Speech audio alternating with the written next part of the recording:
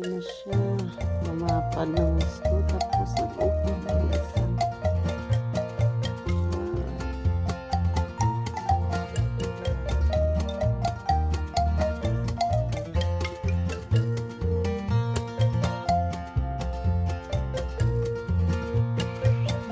Ganda, laki-laki na niya. First na bulaklak.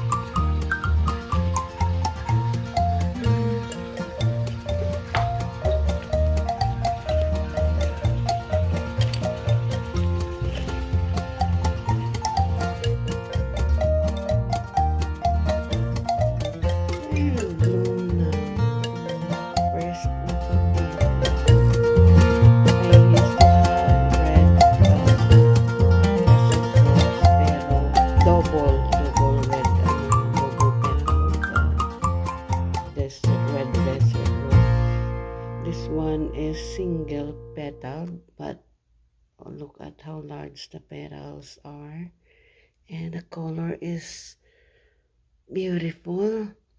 Parang it's somewhat pinkish or lighter red or pinkish there, and then sa edges ng kanyang petals are like bloody red. It's pretty. By the way, how are you guys doing? Kamusta po kayo? I do hope you are all safe and sound. Nakakaano ng ang mga balita sa social media.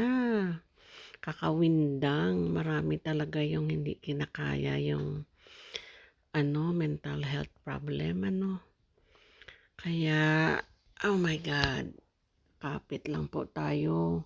You know, if we have friends who need our time, we must be there for them,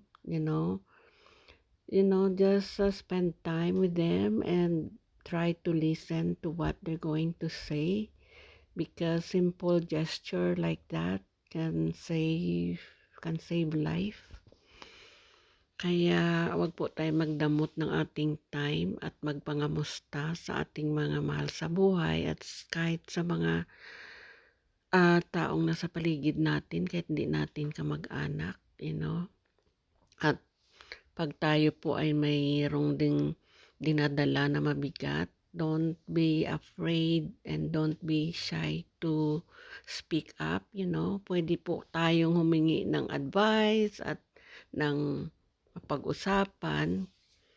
Kaya ingat po tayo. God bless. Stay happy and keep the faith. Take care and God bless po.